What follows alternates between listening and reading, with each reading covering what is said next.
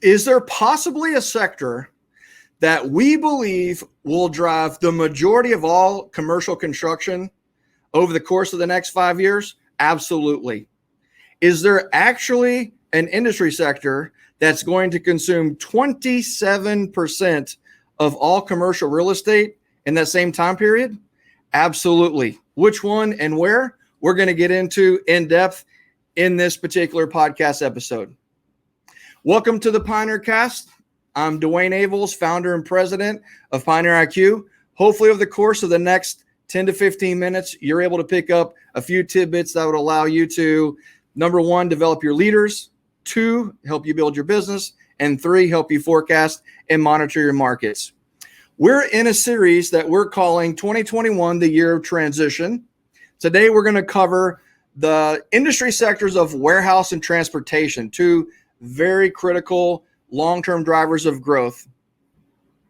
So joining us today is Keith Prather. Keith Prather's been a critical business partner of ours over the last 18 years. Keith, thanks for joining us and helping us out with some of these critical insights today. Absolutely. Real excited to be here, Dwayne. So I appreciate the opportunity. So you and I get these questions all the time. Which industry sector do you think's driving growth long-term, and which one should we be targeting? I think those two questions being answered in this particular episode today is going to be critical for the leaders of design and construction companies, and frankly, some of those guys who over in adult beverage are asking that question. So looking forward to the next 10 minutes or so of you giving us the download. Sounds great. So the sector we're talking about is transportation and warehousing. And one of the things that's kind of interesting about this for construction executives is that it's both a Jekyll and a Hyde moment, right? It's we're seeing unprecedented cost pressure for anyone who's trying to operate a supply chain, yet at the same time, we're creating so much opportunity all the way across the U.S. distribution system. So for a construction company, there's lots of opportunity all the way up and down the supply chain for, building warehouses, building, cross-dock facilities, building terminal facilities for trucking. But at the same time, there's a lot of challenges. So as we move forward on the next slide, one of the things we wanted to start with is just looking at what's happening in the freight sector. And we could talk about dozens of different freight sectors, everything from air cargo to rail. We could talk about trucking. We could talk about, barge moving up and down the Mississippi. But we can really boil it all down to one thing. And that right now in the United States, we're just getting absolutely inundated with a flood of inbound, what we call TEUs, or their containers basically on ships. So we're going to break records this year for the total number of inbound containers hitting the United States. We're going to average about 2 million containers a month. The Port of LA just recently broke a record for the month of May in moving more containers than any other port in history in the Northern Hemisphere.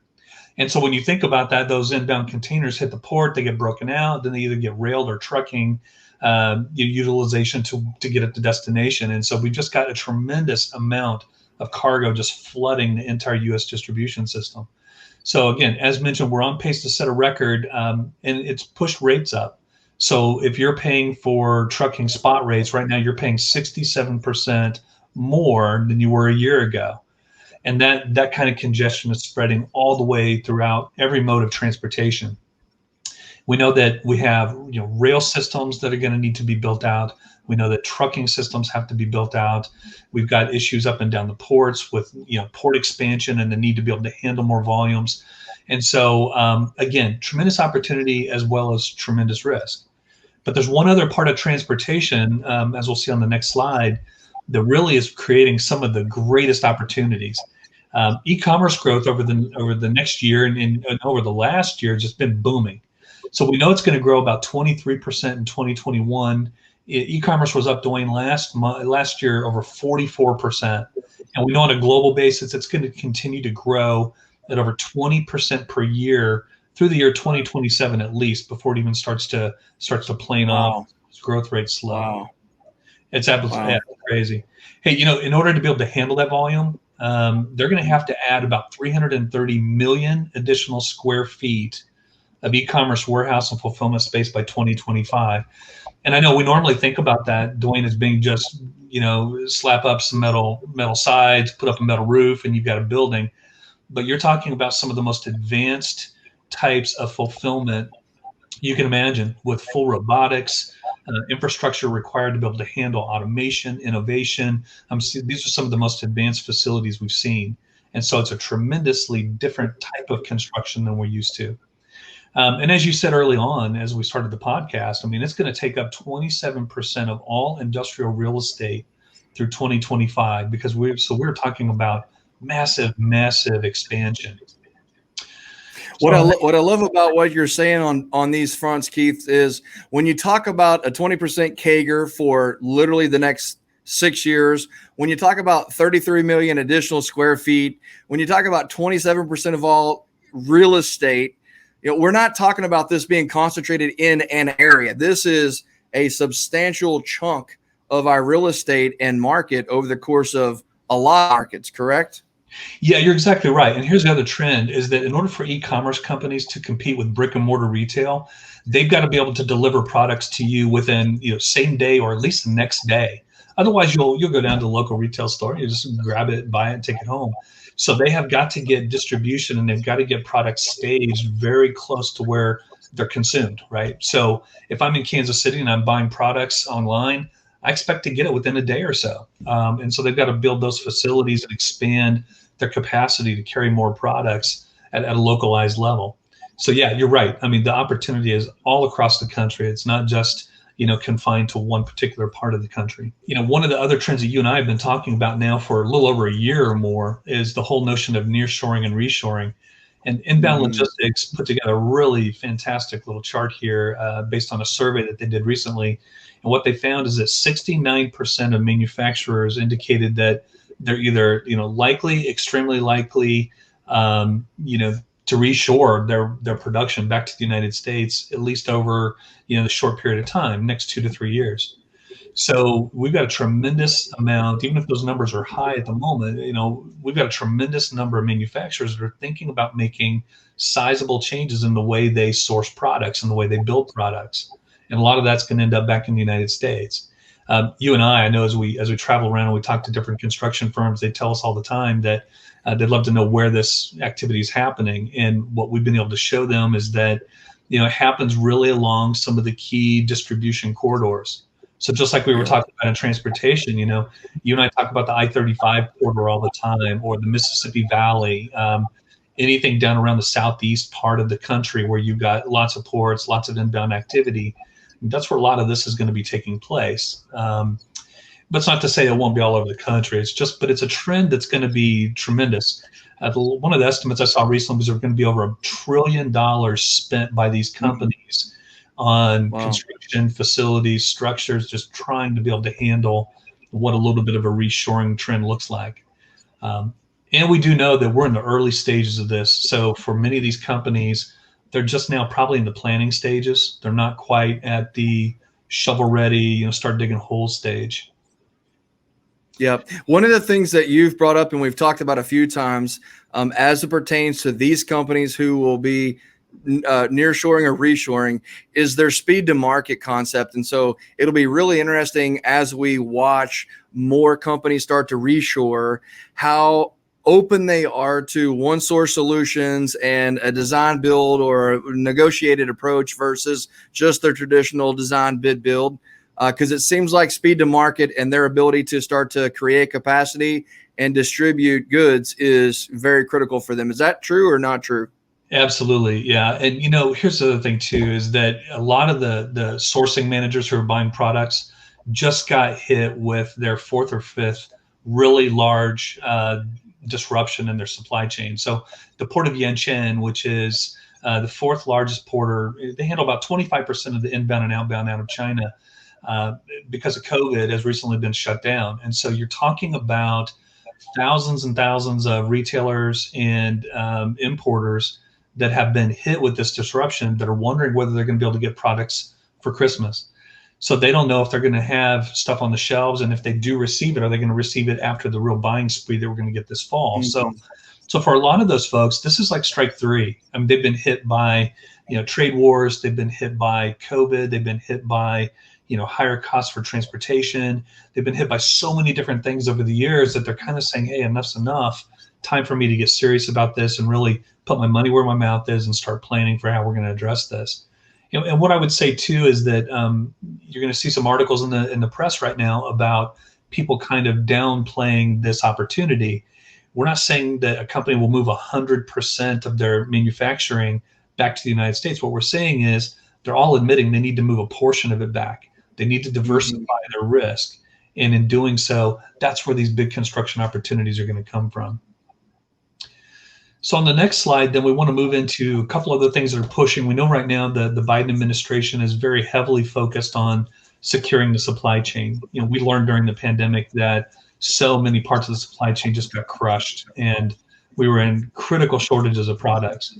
But that expands. I mean, when you think about rare earth materials and the fact that China produces about 85% of the world's rare earths right now, and how much we're going to rely on battery production in the future, we've got to do something to be able to secure that supply chain. So it's heavy on the administration's list of those industries that are going to get a lot of extra funding or a lot of opportunities at getting tax breaks or whatever the notion may be. But that also extends to pharma, food security, microchips, and trying to secure everything from data storage to just being able to produce an automobile. We also know that aerospace and defense are big on that list and trying to secure those supply chains. And there are many, many others.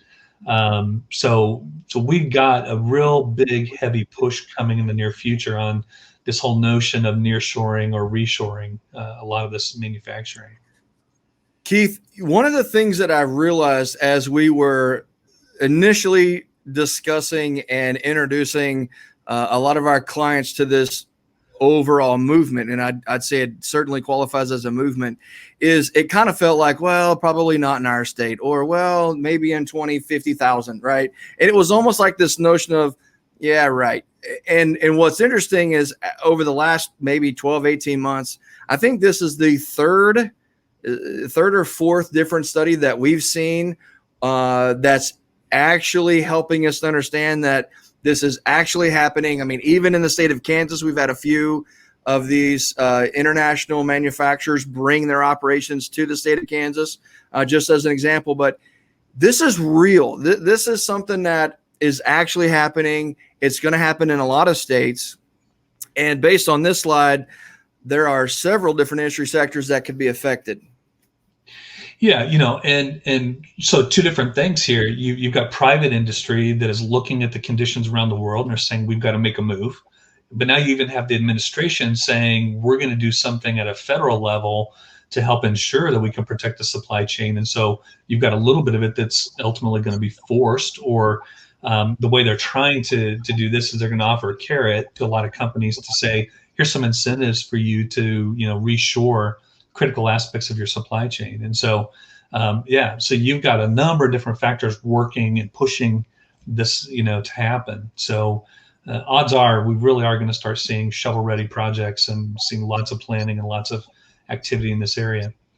So then for those of you who have been with us, over the last couple of podcasts, you know that we use a little bit of a speedometer or a dashboard type of gauging system to sort of describe what's happening. So all of these, it looks funny, but they all look identical. So distribution center construction, and we have, depending on geography there, but it just means that in some geographies you're going to see, almost 100%, going as fast as you possibly can to build these distribution centers as fast as possible. But I mean, we've got green lights across the industry saying currently, yes, they're seeing growth, and then the speedometer showing the speed of that growth is almost as fast as they can possibly build them out. And that stretches across multimodal facilities, warehouses, and even port expansion activities. So we don't see any of this really slowing down in the near term. In near term, by our definition, Dwayne, we're still looking out probably 24 to 36 months. Right. I just, personal note, man, it feels good to see green and the arrow far to the right. We don't always get to see that. Frankly, we've seen a lot more red and yellows, but it's really nice to look at a screen and be able to see that there are industry sectors with that level of movement and that much projected fuel for growth long term. So that's absolutely fantastic. Yeah, absolutely. I don't have any more to add to that. That's perfect. And yeah, one of our hottest growing sectors. So Absolutely. So a couple things to reiterate, thinking back through, how does this apply to you? How should it apply to your leaders? How should it affect your business plan? How does it affect you deciding which industry sectors to get into, get out of, or expand? So again, we've reiterated some very critical market drivers and some specific industry sectors that have a magnitude of proof that they will continue to emerge and grow long term, which will also drive the need for a lot of design and construction services. Our urge for you today is for you to discuss these types of topics and even this particular PioneerCast with your leaders and help them get out in front of existing contacts, current customers, prospects that are anywhere in or around some of the things that we've talked about here, because it's truly an opportunity for your team to potentially uproot a competitor and jump into a place that you maybe have not been before with a prospect, and even helping them with new solutions or services that they're being underserved with. But it all starts with the data and getting your team and leaders out deployed into these communications and into these interviews to start capturing information and applying it to your business plan. Keith, thank you so much for the insights and help today.